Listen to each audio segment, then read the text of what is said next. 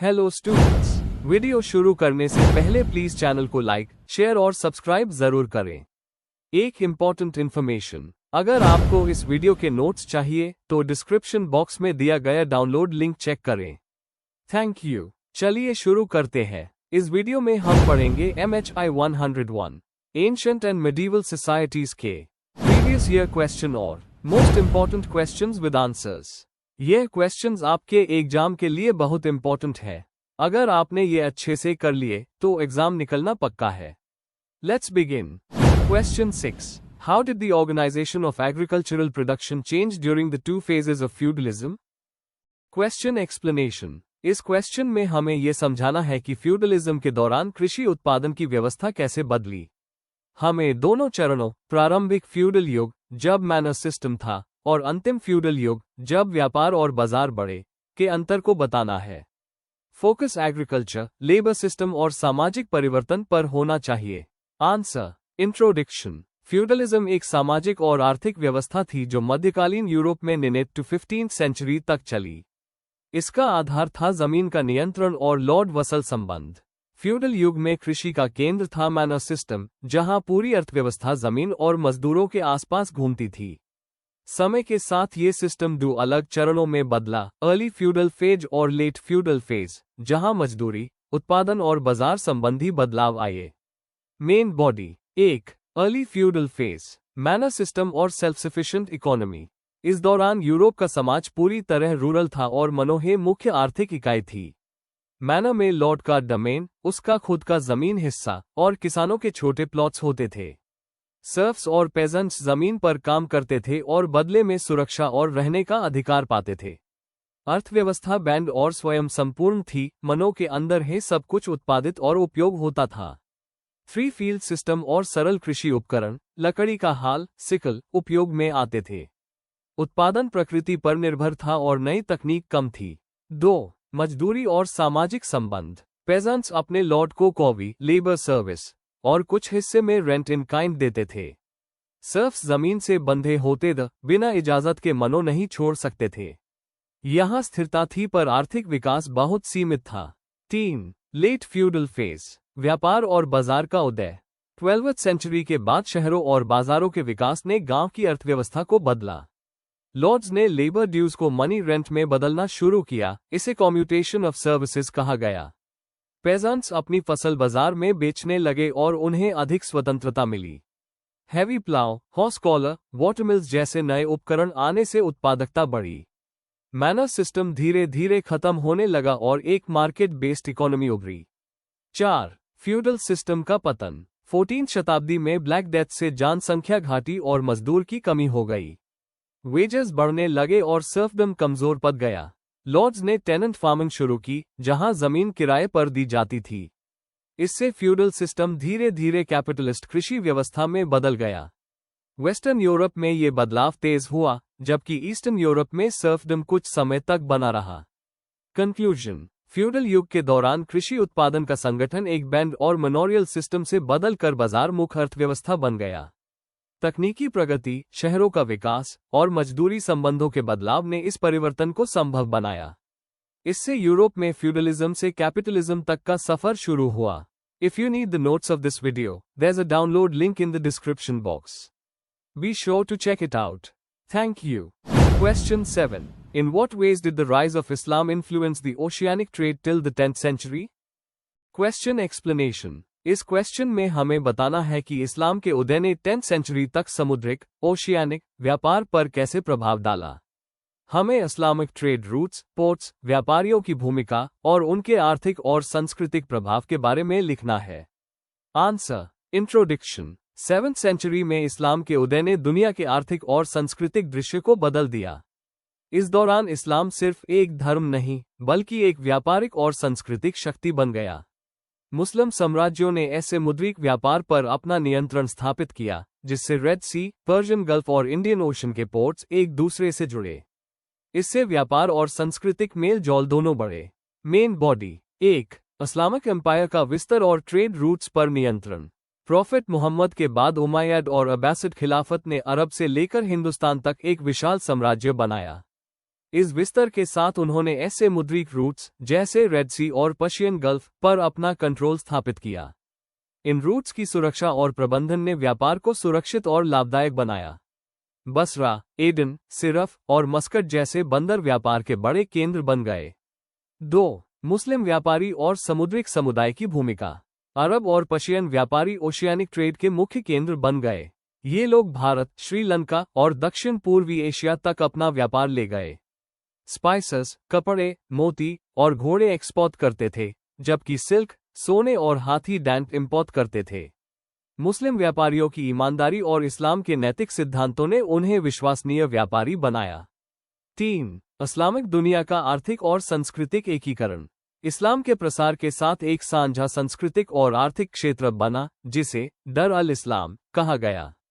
Arabic भाषा व्यापार की मुख्य भाषा बन गई, जिससे संचार और लेन देन आसान हुआ। एक समान मुद्रा प्रणाली और नई व्यापारिक पद्धतियों जैसे सका, क्रेडिट लेटर्स और मुद्राबा पार्टनरशिप सिस्टम ने ट्रेड को संगठित बनाया। ये सब प्रथाएं आज के मॉडर्न बैंकिंग सिस्टम का आधार बनी। 4. नए ट्रेड सेंटर्स और रूट्स का विकास। बाइजेंटाइन और रोमन व्यापार के पतन के बाद इस्लामिक पोर्ट्स जैसे एडेन, अलेक्जेंड्रिया और होर्मुज काफी समृद्ध हुए। बगदाद और बसरा जैसे शहरों ने चाइना, भारत और अफ्रीका के व्यापारियों को जोड़ा। मुस्लिम नेविगेटर्स ने नए समुद्रिक रास्ते बनाए और अफ्रीका से लेकर चीन तक का मैप तैयार किया।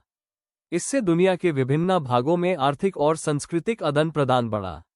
5. हिंद महासागर और ईस्ट अफ्रीका पर इस्लाम का प्रभाव। ईस्ट अफ्रीका के स्वाहिली कोस्ट पर इस्लामिक प्रभाव से नए व्यापारिक शहरों का विकास हुआ, जैसे किल्वा, मोम्बासा और ज़ांज़िबार। यहाँ अरब और भारतीय व्यापारियों ने एक मिश्रित संस्कृति और व्यापारिक समाज बनाया। स्पाइसेस, सोने और गुलामों का व्यापार इन रूट्स के जरिए होता था। 10th सेंचुरी तक इंडियन ओशन इस्लामिक व्यापारियों के नियंत्रण में एक समृद्ध व्यापारिक क्षेत्र बन गया। कंक्लूजन। इस्लाम के उदय ने समुद्रिक व्यापार को एक नई दिशा दी। इसने नए रूट्स बनाए, व्यापारिक नैतिकता को मजबूत किया और अलग अलग संस्कृतियों को एक सूत्र में बांधा। मुस्लिम व्यापारी सिर्फ माल ही नहीं, बल्कि ज्ञान, धर्म और संस्कृति भी लेकर चले। 10th सेंचुरी तक इस्लामिक ट्रेड ने पूरे अफ्रो एशियन व्यापार का मूल आधार तैयार कर दिया था। If you need the notes of this video, there's a download link in the description box. Be sure to check it out. Thank you. Question 8. Give an account of the Banjaras as a trading group in India. Question explanation. इस question में हमें बंजारास के बारे में लिखना है, उनका उत्पत्ति, जीवन शैली, व्यापारिक गतिविधियां और भारत के मध्यकाल के आर्थिक जीवन में उनका योगदान। हमें बताना है कि बंजारास कौन थे, क्या समा बेचते थे और उन्होंने देश के अलग अलग क्षेत्रों को कैसे जोड़ा। आंसर। इंट्रोडक्शन। बंजारास भारत के मध्यकाल के सबसे महत्वपूर्ण घुमंतू व्यापारी समूहों में से एक थे। ये लोग अपने बैलगाड़ियों और लंबी यात्राओं के लिए मशहूर थे। उस समय जब सड़कें और स्थायी व्यापार व्यवस्था अधिक विकसित नहीं थी, बंजारास देश के अलग अलग हिस्सों को जोड़ने का काम करते थे। मुगल और मराठा समय में उनका भूमिका और भी महत्वपूर्ण हो गई, क्योंकि वे सेनाओं को अनाज और समा उपलब्ध कराते थे। Main body. 1. बंजारास की उत्पत्ति और पहचान। बंजारा शब्द संस्कृत के वाणिज्य से आया है, जिसका अर्थ है व्यापार। ये लोग ज्यादातर घुमंतू जीवन जीते थे, अपने बैलों और परिवार के साथ एक जगह से दूसरी जगह जाते थे। इनका संबंध लैम्बडी या लबाना जाति से माना जाता है। भारत के अलग अलग क्षेत्रों में इन्हें गोर, लंबानी या लबाना नाम से भी जाना जाता था। उनका मुख्य काम दूरी व्यापार और समा का परिवहन था, जब सड़कें सुरक्षित नहीं होती थी। 2. व्यापार और परिवहन में भूमिका। बंजारास अनाज, नमक, मसाले, धातु और कपड़े जैसे समा एक जगह से दूसरी जगह ले जाते थे। ये बड़े दलों में सफर करते थे, जिसे टांडा कहा जाता था, जिसमें कई बैलगाड़ियां होती थी। हर टांडा का एक नेता होता था, जिसे नायक कहा जाता था। मुगल और मराठा सेनाओं को युद्ध के समय ये लोग राशन और समा पहुंचते थे। उन्होंने दिल्ली, राजस्थान, गुजरात, डेक्कन और बंगाल तक के व्यापारिक रास्ते जोड़े। इनके बिना मध्यकाल का व्यापार चलाना मुश्किल होता, क्योंकि वे देश के प्रमुख ट्रांसपोर्टर्स थे। 3. सामाजिक और सांस्कृतिक जीवन। बंजारास आधे घुमंतू जीवन जीते थे, रास्ते के किनारे अपने टेम्पररी कैंप लगाते थे। महिलाएं भी व्यापार और गृह कामों में हिस्सा लेती थी। उनके गीत, नृत्य और वस्त्र उनकी यात्रा और जीवन अनुभव को दिखाते थे। समाज में नायक उनका प्रमुख होता था जो फैसले लेता था। धार्मिक रूप से ये लोग बालाजी, भवानी और स्थानिक देवताओं की पूजा करते थे और कुछ लोगों ने बाद में हिंदू या सिख धर्म अपनाया। उनका जीवन उनकी सामुदायिक एकता और संगठन को दिखाता है। 4. पतन और विरासत। अंग्रेजी हुकूमत के दौरान जब रेलवेज आए तो उनका व्यापार धीरे धीरे खत्म होने लगा। ब्रिटिश ने उन्हें क्रिमिनल ट्राइब घोषित कर दिया, जिससे उनका सामाजिक स्थान गिर गया। फिर भी बंजारास का योगदान भारत के व्यापार और अर्थव्यवस्था के इतिहास में अमूल्य है। आज वे कई राज्यों में शेड्यूल्ड ट्राइब के रूप में पहचाने जाते हैं और अपनी लोक संस्कृति को संजोग रखे हुए हैं। उनका इतिहास बताता है कि भारत में व्यापार और घुमंतू समाज कितना विकसित था। कंक्लूजन। बंजारास ने मध्यकाल के भारत के आर्थिक और सामाजिक जीवन में महत्वपूर्ण भूमिका निभाई। उन्होंने अपनी घुमंतू जीवन शैली से देश के अलग अलग हिस्सों को जोड़ा और व्यापार को जीवित रखा। आज भले ही उनका पुराना व्यापार समाप्त हो गया हो, पर उनका इतिहास भारत के समृद्ध व्यापारिक संस्कृति का एक अनमोल हिस्सा है। If you need the notes of this video, there's a download link in the description box. Be sure to check it out. Thank you. Question 9. How did markets and fairs develop as centers of commercial activities? Question explanation. इस question में हमें बताना है कि बाजार और मेले कैसे व्यापारिक केंद्रों के रूप में विकसित हुए। हमें उनके उत्पत्ति, विकास, आर्थिक महत्व और सामाजिक सांस्कृतिक भूमिका को समझाना है। आंसर। इंट्रोडक्शन। बाजार और मेले प्राचीन और मध्यकालीन समाज के सबसे महत्वपूर्ण आर्थिक केंद्रों में से एक थे। ये लोगों के बीच माल, विचार और सेवाओं के ले दे के स्थान थे। कृषि के विकास, स्थायी बस्तियों और शहरों के उद्गम के साथ ही इनका विकास हुआ। धीरे धीरे ये छोटे स्थानीय बाजार बड़े रीजनल और अंतर्राष्ट्रीय व्यापार के केंद्रों में बदल गए।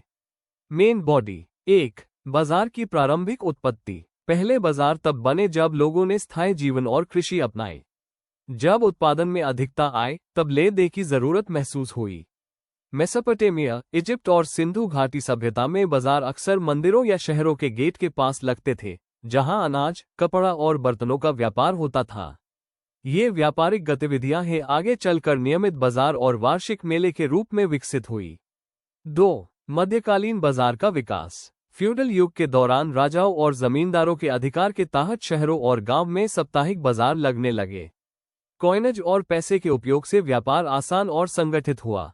कारीगर और व्यापारी अपने सामानों को यहां बेचकर आर्थिक लाभ कमाते थे। यूरोप में ब्रूज, वेनिस और जेनोआ जैसे शहरों ने बड़े व्यापारिक केंद्रों के रूप में विकास किया, जबकि भारत में दिल्ली, आगरा और मुल्तान अपने बाजारों के लिए मशहूर हुए। गिल्ड सिस्टम ने बाजार के नियम, दाम और सामानों की गुणवत्ता को बनाए रखा। 3. मेले, दूर के व्यापार का केंद्र।